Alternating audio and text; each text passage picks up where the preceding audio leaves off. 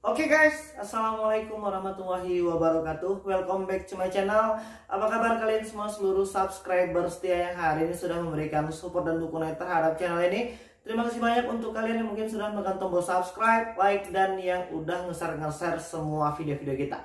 Dan hari ini aku masih tetap mendoakan kita semua ya agar tetap diberikan kesehatan serta kelimpahan rahmat serta rezeki sehingga kita bisa segera terbebas dari segala macam himpitan hidup hari ini, termasuk di dalamnya tagihan aplikasi pinjol yang mungkin sudah membuat kita pusing tujuh keliling. Dan sebagian dari kita mungkin ada yang sedang berputus asa atau mungkin punya pemikiran yang aneh dengan cara melakukan tindakan-tindakan negatif. Aku pengen mengingatkan untuk segera membuang jauh-jauh semua pemikiran negatif yang mungkin sedang ada di dalam pikiran kita.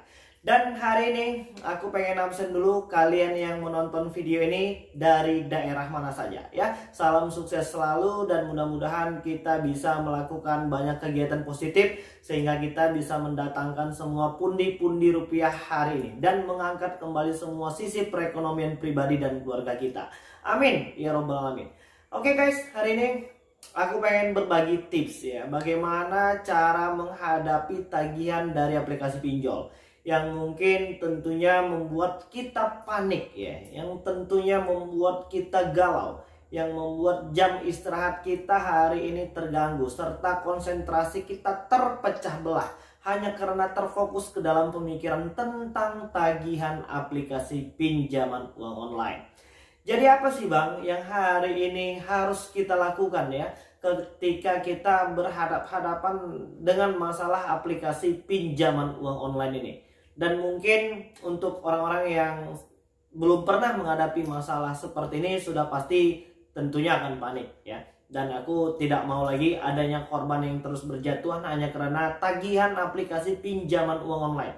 Yang sebenarnya sih permasalahan aplikasi pinjaman uang online ini kecil sekali ya. Tapi kita perbesar dengan pemikiran yang negatif. Kita membiarkan diri kita terus terbelenggu dengan tagihan-tagihan yang hari ini mereka tagihkan kepada kita. Dan kita terus kepikiran Bang, bagaimana cara membayarnya? Bagaimana cara membayarnya? Padahal permasalahan aplikasi pinjol itu tidak serumit yang ada di dalam pikiran kita.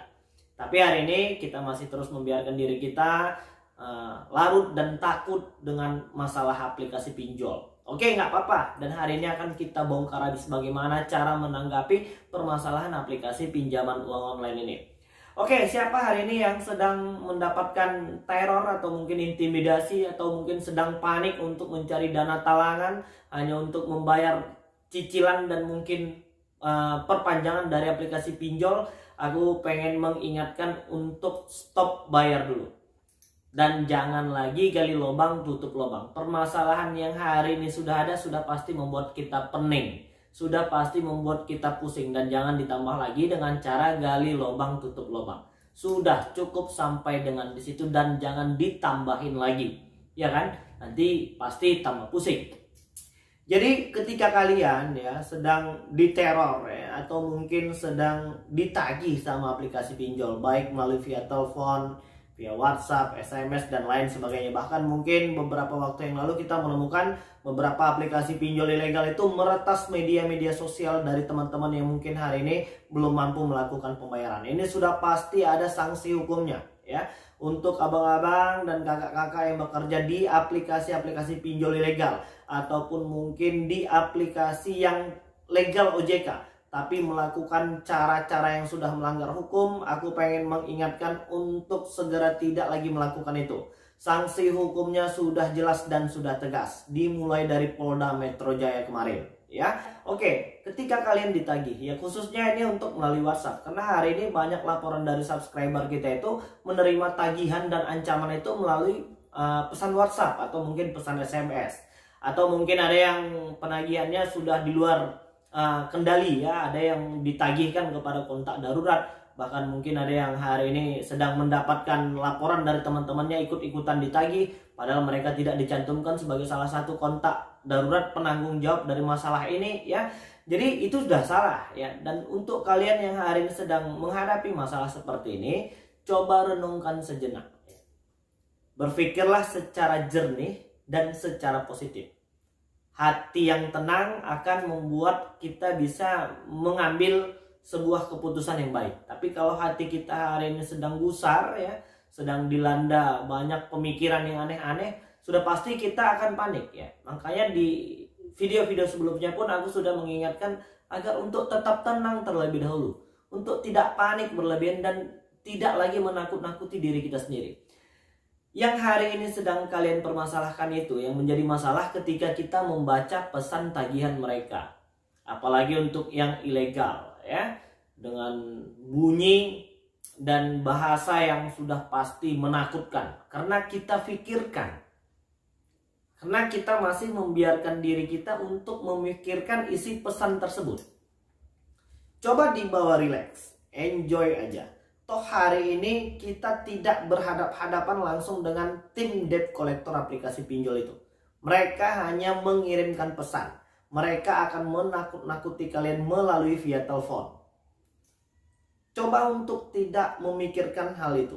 Dan gak usah dibaca sekalian apabila memang kalian gak kuat buat membaca pesan dari mereka.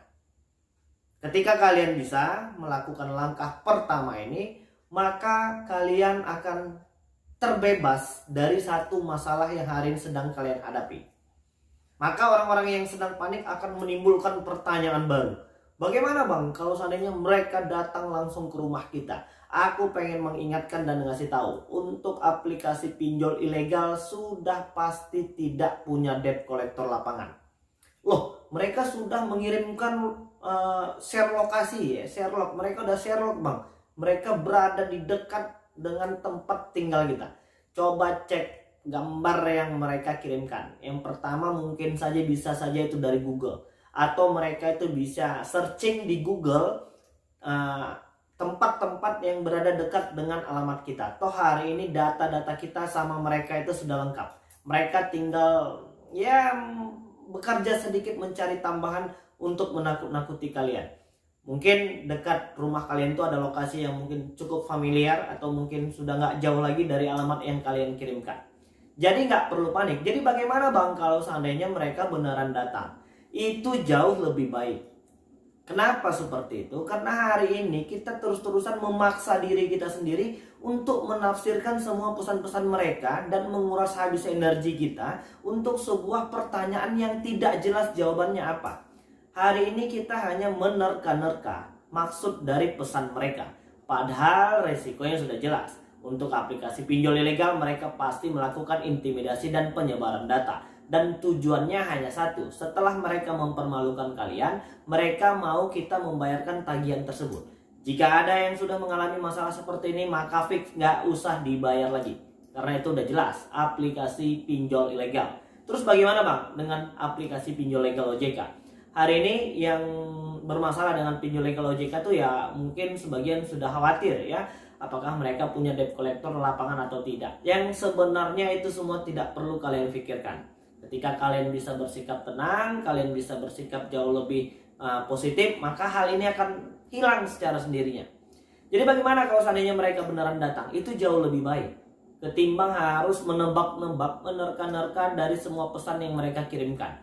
Kalau kita ketemu langsung sama pihak debt collector lapangan aplikasi-aplikasi pinjol ini, maka kita mungkin ya bisa sedikit bersilaturahmi. Atau mungkin kita bisa membicarakannya dengan baik-baik. Jadi itu sebenarnya jauh lebih baik. Dan yang perlu diperbaiki hari ini adalah cara kita berpikir dan menanggapi sebuah masalah.